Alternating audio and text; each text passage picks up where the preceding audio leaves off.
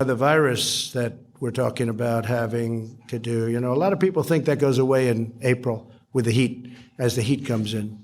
Typically, that will go away in April. I've spoken to President Xi. They're getting it more and more under control. So I think that's a problem that's going to go away. But when you have 15 people, and the 15 within a couple of days is going to be down to close to zero, that's a pretty good job we've done. It's going to disappear. One day, it's like a miracle. It will disappear.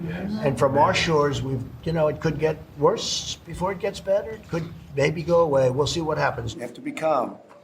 It'll go away. It will go away. Just stay calm. It will go away. We need a little separation until such time as this goes away. It's going to go away. It's going to go away. It will go away. You know it is going away. The number of new infections has risen to nearly 70,000 per day, the highest rate since late July. We're in a really dangerous point, and unfortunately, we're here partly because of our own making. Nationwide, millions of Americans are suffering from pandemic fatigue, tired of masks, social distancing, homeschooling, and working from home. Tonight, an all-out battle against a surging virus. Teams of Air Force nurses deployed to overwhelmed hospitals in North Dakota. In El Paso, the National Guard helping out in morgues running out of space. The chances are that you will see a surge superimposed upon a surge. You've heard the projections. The projections are that if nothing fundamentally changes between now and beginning of February, we're likely to lose up to total of 400,000 lives, another 150,000 lives.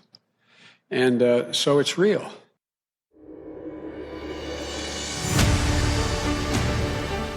Hi, everyone, and welcome to Backstory. Reporting from London, I'm Dana Lewis. As I speak to you at the end of November 2020, according to Johns Hopkins University of Medicine, worldwide, 60,465,000 people have caught coronavirus. More than 1,422,000 people have died. Economies around the world have been shut down. Hospitals overwhelmed. So many families have lost loved ones. Now, you would think by now we know exactly where this started. How did it begin? Was it a bat in a market in Wuhan, China? You may be surprised to know that is unlikely now. The market part. Was it a laboratory? Maybe. Was it because scientists were experimenting with the virus? Something called gain of function. Many people think so. Did the Chinese know about this before December 31st, 2019, when the World Health Organization reported it? No doubt. Was the first death reported by China really on January 11th? No. You are about to hear an incredibly enlightening interview with two experts, one of them who knows about militarized biological programs, past and future threats, and lessons we better learn from this.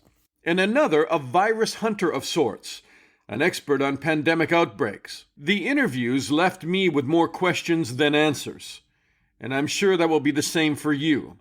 But sometimes that's where you need to go to begin to understand and cut through some of the misinformation. What are the origins of COVID-19 on this backstory? All right, I want to introduce you, first of all, to Andy Weber, who is in Washington. He's a former Assistant Secretary of Defense for Chemical, Biological, and Nuclear Defense Programs, and he is now at the Center for Strategic Risks. Hi, Andy. Welcome. Hi, Dana. Thank you. And Dr. Daniel Lucey, also in Washington, is a senior scholar with the O'Neill Institute for National and Global Health Law. He is also an adjunct professor of medicine and infectious diseases at Georgetown, and an expert on outbreaks and pandemics. Daniel, thanks for doing this. Oh, my pleasure. Thank you, Dan. So, we have some good news today, just to start off with. Here in the UK, while I speak to you from London, that we have another vaccine, that was developed with Oxford University in addition to Pfizer and Moderna. Are we about to come out of this dark tunnel? Daniel, can I start with you? I hope so. But it's a long trip until we reach the end of the tunnel. For our countries, the UK, for US, but certainly a longer tunnel for much of the developing world. Andy? Yeah, I agree. Well, first of all, here in the U.S., I mean, we're at peak rates. Deaths have never been higher. So it's hard to see the light at the end of the tunnel. We need to redouble our efforts to use proven methods like wearing masks and closing bars and staying 6 feet apart, because we know that works, and we need to bend the curve down here. But having a vaccine available for the healthcare workers, the first line defenders against this pandemic, will be amazing. And I'm told that could be as early as December. Dr. Lucey, I was watching an interview that you did in January when this all started, and you said we should be concerned but not overly frightened. Should we, in fact, have been quite frightened because we're now at 1.4 million deaths and climbing? I think we should always be frightened. Every outbreak I've gone to, I'm very frightened myself. When I worked with many patients with Ebola in 2014 Sierra Leone, Liberia, often when I did interviews, they said, "Aren't you afraid?" I said, "Of course I'm afraid. If I'm not afraid, I shouldn't be here." So I'd say of all those interviews in January, if I said we shouldn't be overly frightened, I agree. You should never be overly frightened, because that paralyzes you. That's paralytic fear. We need catalytic fear. So yes, you should always be frightened. But yes, we should have been more catalytic fear. We should have taken many more actions in January than we did. What do we know now? I mean, we know that one of the first patients has been traced back to November the 17th, 2019. So we are almost a year into this. Do we know where COVID-19 began, and do we know how it began? Andy, do you want to take a first run at that? Sure. I mean, the sad news is, no, we don't know the answer to that. And that is a critical question. I'm not convinced the Chinese know the answer to that, but they have not been very cooperative in working with the international community to get to that answer. There are different theories of how it started, but we should be able to determine the origin of this virus if we're going to be successful in preventing the next one. Daniel, why are the Chinese not being cooperative? I mean, why have they not come clean? Are they hiding something? So this is very controversial. I pursued it from the very beginning in terms of origin since the night of December the 30th, when I first saw the report from the ophthalmology physician who was one of the first 8 whistleblowers, Dr. Li, who died on February the 6th, February the 7th in China. So first I would say that I think to some extent the Chinese have been cooperative. So that's not the mainstream view here in the United States, but I think that particularly their healthcare providers have been and were early in January cooperative in terms of trying to get the truth out to the world as best they could, including those first 8 healthcare workers, including Dr. Li, who died, and who was brought into the police office in December after he said, well, there seems to be a contagious SARS-like pneumonia. But there are a number of very, very important publications, actually quite a few, from the mainland and from Hong Kong early on about what was going on in terms of the earliest cases. And I've mentioned 2 in particular, January 24th, a Friday in the Lancet, based obviously in the UK, as you know, and then the New England Journal of Medicine the following Wednesday, January the 29th. Those are the points of departure that I mentioned, but there are other publications as well subsequently, including by the China CDC in Beijing in the China CDC Weekly publication, which is like the US CDC Morbidity and Mortality Weekly Report. So why is that relevant? Sorry. Yeah, it's relevant because there's specific data that's presented in all of those references that I just mentioned, as well as quite a few others that I've tracked and written about repeatedly on the Infectious Disease Society of America Science Speaks website about initial cases and the search for the origins, search meaning in humans, in animals, and in the environment. So I think there is objective data, and most recently, and I think most importantly, is the publication on the WHO website this month, the first week of this month, around the 5th or 6th of November, what's called the Terms of Reference for the WHO China Joint Mission, the second one, to go to search for the origins of the virus. And it's now the date here on this document is 31 July 2020. It only came out this month because the terms of reference for this investigation had to be agreed upon by China as well as WHO. And where does that lead us? I mean, there was a delay in terms of reference because the Chinese didn't want to go somewhere with it. They certainly didn't say that in the document, but to my view, they provide information here in this document. It's 9 pages, on page 5 in particular, that hasn't appeared anywhere else before. And it's, in my view, an important incremental addition of objective data, at least according to China, that we haven't had before. So I created a timeline of what we've learned and when we've learned it, going back to end of December, early January. But this document says, for example, what I think is important, most important, is that there were 124 laboratory confirmed human cases of SARS coronavirus 2 causing COVID-19 in the month of December. And of those 124, 119 were in Wuhan, but 5 were not in Wuhan. They say they were in Hubei province, where Wuhan's the capital, and elsewhere, but they don't say where elsewhere. So the important point is 124 cases. That's many more in December than we ever heard about from China previously. In January, they said, It doesn't, if I could just jump in, it doesn't seem like a lot of cases to me as a layman, considering how many cases we have now, but you obviously feel that that was a significant number that should have been reported worldwide immediately. I'd emphasize that it was December, that there were these 124 laboratory cases, confirmed cases in Hubei province, mostly in Wuhan. What they don't say is how many were there in November, because as you mentioned, it's been reported by Josephine Ma, her byline in the South China Morning Post in mid-March, that she saw an unpublished government report of an investigation of the outbreak that said that the earliest known case, probably not the first, but the earliest known, was November 17th, and that there was 1 to 5 cases every day after that in November, and then quite a few more in December. So I think that, in fact, the origins go back quite some time, many months, perhaps more than a year.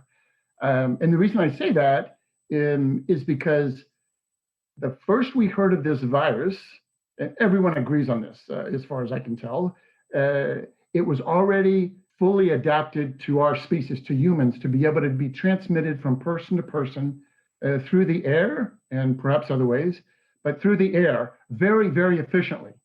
And that to me means it was impossible, if it was naturally occurring, to have begun in December in that seafood market in Wuhan.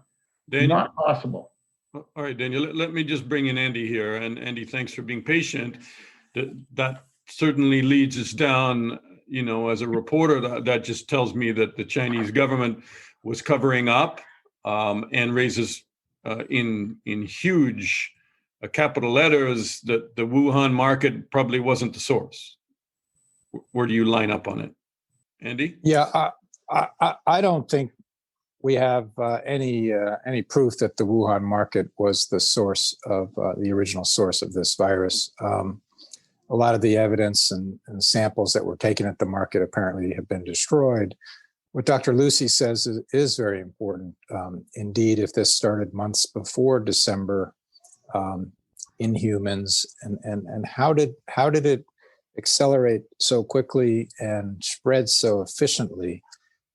These are important questions. Now, we do know that, for example, local officials in Wuhan were not forthcoming with the central government in Beijing initially. They sort of had a knee-jerk reaction of trying to cover up the outbreak and its severity. That's unfortunate. But it will take a lot of scientific effort, and I'd be interested where Dr. Lucey is today on the theoretical origin of this particular outbreak. What does he think was the original source? You can ask him. Dan? So I'll try to stay more succinct, sorry, Dan and Andy, but first let me just say, I disagree a little bit with Andy on the one hand that the local officials had covered up events and then the Beijing officials didn't know them.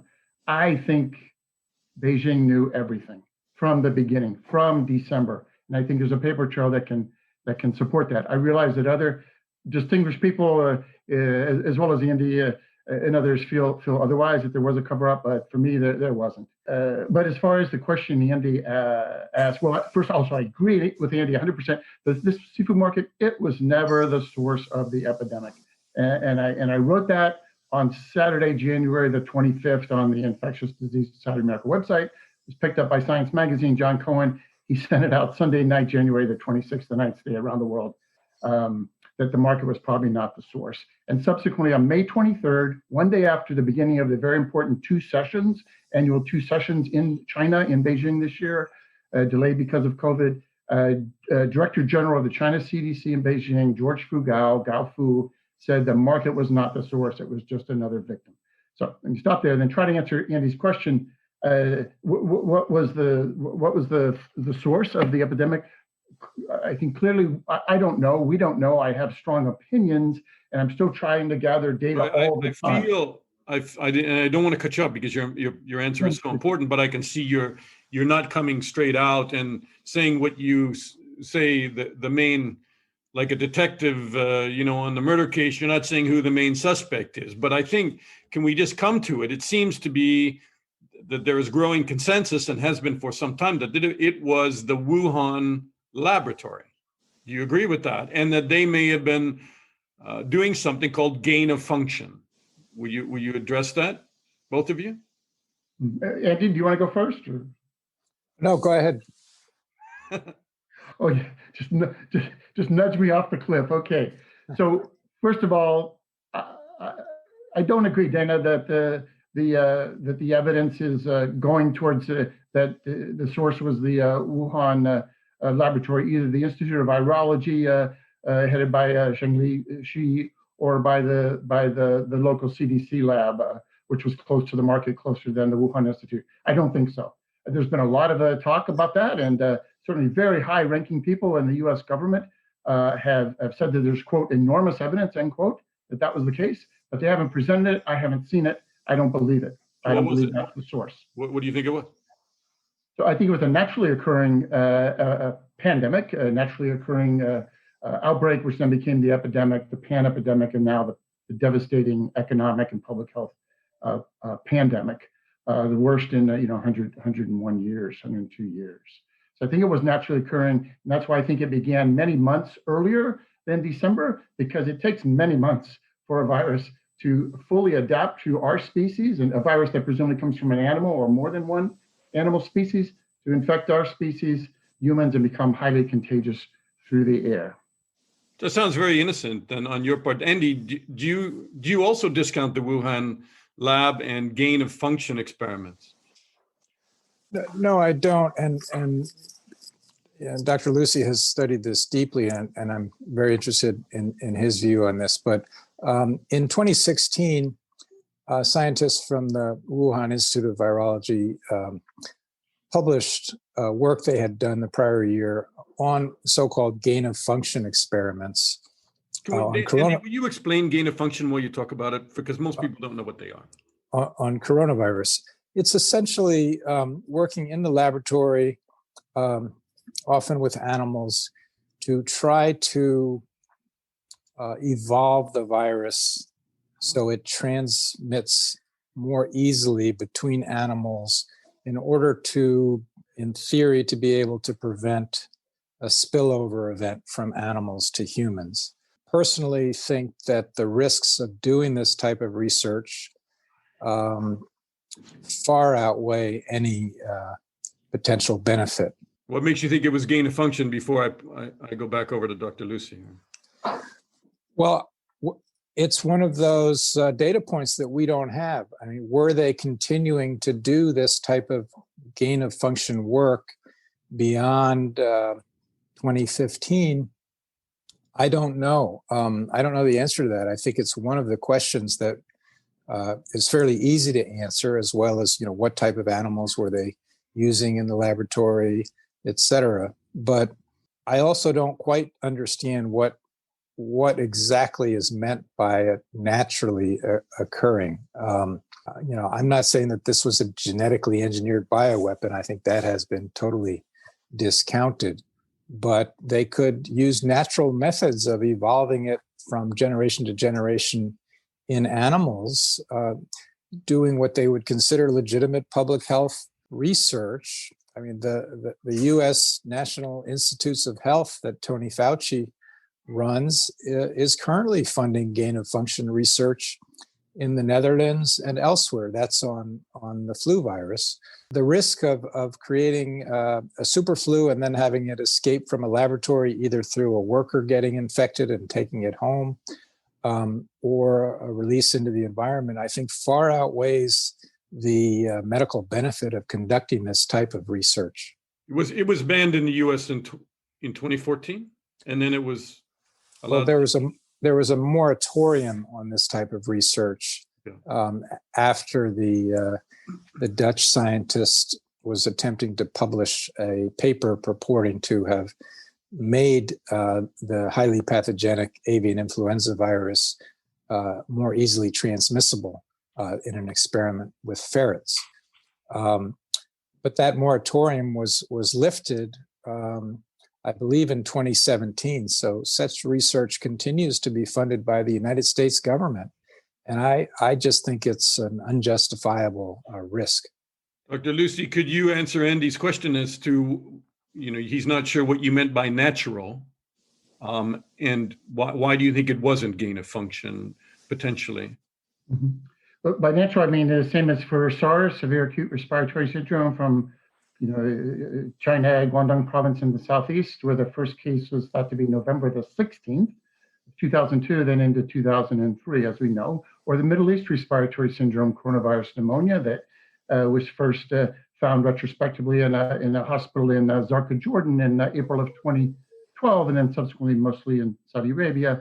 So most viruses, Nipah virus, Ebola, they're naturally occurring. They come from animal species to human species for the most part. What Andy mentioned about the experiments with a bird flu called H5N1, that's different to me. It was originally called dual use research of concern, but basically gain of function. It means the virus H5N1 in this case gained the function of being able to spread through the air from ferret to ferret, which are mammals. So by implication, it could spread through the air between humans. But I'd like to emphasize that the United States has done a lot of documented public information, publicly available information, gain of function like research as well. We've, I think, probably just made it public more so than other countries. But I'd say very importantly, it wasn't only the Dutch at Erasmus Medical Center in Rotterdam, but it was the Americans, Dr. Kawoka's lab in the United States, that also did in parallel at the same time and published at the same time in premier journals, Science and Nature, in 2012, this basically gain of function research for H5N1 being able to be spread from ferret to ferret in the laboratory. We did it, the Dutch did it. They were both funded by the US NIH, Dr. Fauci's Institute, the National Institute of Allergy and Infectious Disease. Let me stop there.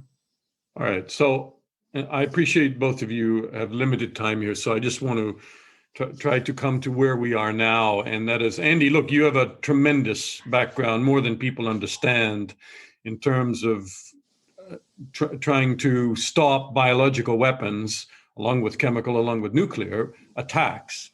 You've just recently written a editorial along with Christine Parthamore in the LA Times, where you said biological attacks are now more appealing than ever. That the lesson coming out of this, which I would have thought would be, biological experimentation, gain of function, probably is lost on rogue governments and terrorist organizations, which may now see biological weapons as something that they could introduce, understanding how they've crippled economies and killed tens of thousands of people. You have a real concern, whatever the final trail is on how this virus started, that it puts us in a much more dangerous place. Oh, absolutely. And in our LA Times piece, we spell this out. But basically, our adversaries can watch the fumbling response that the United States has had to this biological event. And imagine if it had been a bioengineered weapon. with 30% mortality instead of 2 to 3% mortality. It could be much, much worse than what we're experiencing now, but our response has been so fumbling. I'm concerned that we send the message of vulnerability, and that those who would wish to do us harm will see that as an opportunity to pursue the deliberate use of biological weapons against us. So that's the chilling effect. But on the positive side, our response, especially the scientific and medical response, has accelerated modern, really game-changing technologies for early warning and detection and medical countermeasures, therapeutics, vaccines that are now being proven for the first time in humans that will make us much better prepared to prevent or nip in the bud the next potential pandemic. Will the Biden administration, do you think, and I know you have some input there, will they overhaul and dramatically change the America's ability to have enhanced preparedness, as you termed it in that editorial? Oh, absolutely. That's something that we at the Council on Strategic Risks are advising, that the next administration, the Biden administration, increase the resourcing and level of effort and public-private partnerships to really create a system of robust pandemic prevention, early warning, and rapid countermeasures so we can make this the last pandemic, and in the process significantly reduce the threat of biological weapons specifically. Dr. Lucey, thanks for being patient there. The last word to you, sir. What I'd like to say is very sobering, which is that since March of this year, after I'd gone to Shanghai, to Hong Kong, to Cairo for COVID-19, I began to have the sense that something else is coming or something else is already here. And that's what I've been looking for ever since that time. I hope I'm wrong, but I think that is the operational, day-to-day, leaning forward focus that I take, and I hope others take. In other words, what's next is already here, but we just haven't recognized it yet. And that's my driving philosophy after many years of going to many epidemics every year overseas since 2003. And it's what's on the wall, the final section of the Smithsonian Museum of Natural History here in DC. There's a large exhibit on epidemics, viral epidemics that come from animals.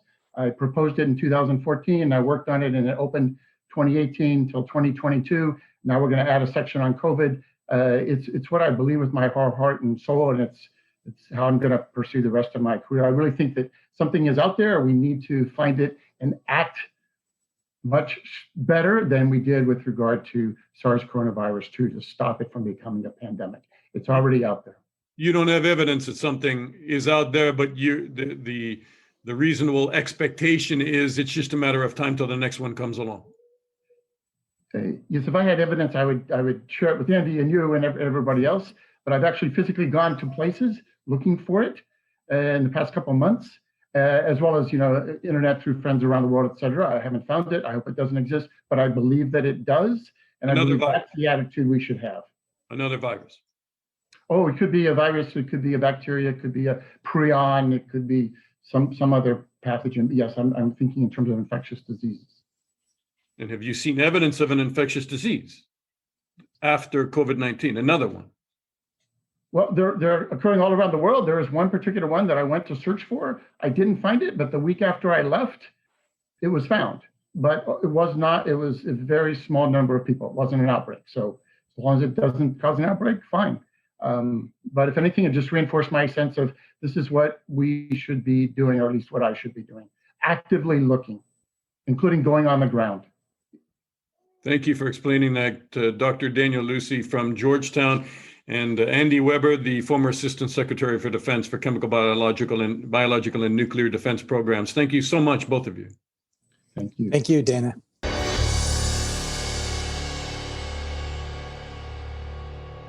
World Health Organization officials say an international team of scientists will be traveling again to China in due time to continue an investigation into the origins of the coronavirus that causes COVID-19. A team was there over the summer discussing which studies had to take place with the Chinese government. The WHO officials said they look forward to making progress on the investigation, not only into animal origins of the virus, but also into how the virus can jump from species to species. The real question is, quote, the origin species barrier. Where did that occur? And that is still unknown, said an official. I would suggest we read between the lines. An investigation that's happening very slowly, very late. And one wonders if the Chinese government will allow investigators to really uncover everything about how this virus appeared and where.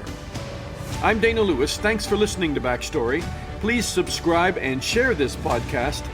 And if you'd like to be a sponsor, drop us a line. I'll talk to you again soon.